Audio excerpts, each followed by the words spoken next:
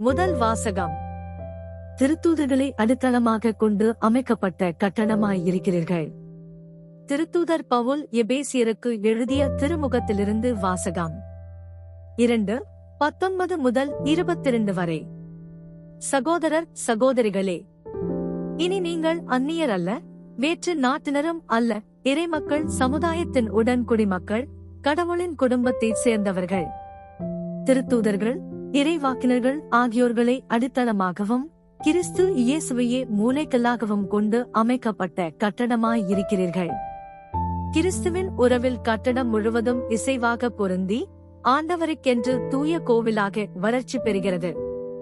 நீங்களும் அவரோடு இணைந்து தூய ஆவி வழியாக கடவுளின் உறைவிடமாக கட்டப்பட்டு வருகிறீர்கள். ஆண்டவரின் அருள்வாக்கு. இறைவனுக்கு நன்றி.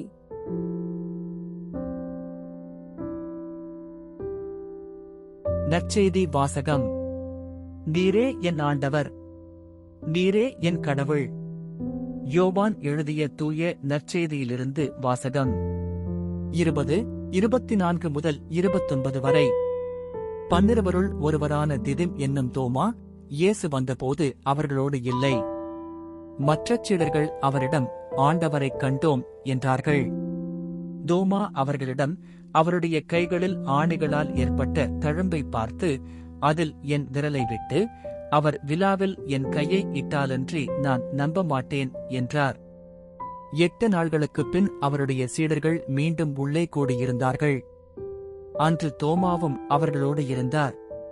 கதவுகள் பூட்டப்பட்டிருந்தும் இயேசு உள்ளே வந்து அவர்கள் நடுவில் நின்று, உங்களுக்கு அமைதி உரித்தாகுக என்று வாழ்த்தினார்.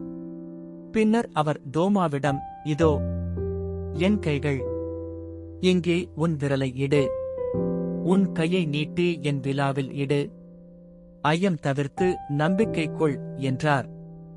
தோமா அவரை பார்த்து, நீரே என் ஆண்டவர், நீரே என் கடவுள் என்றார்.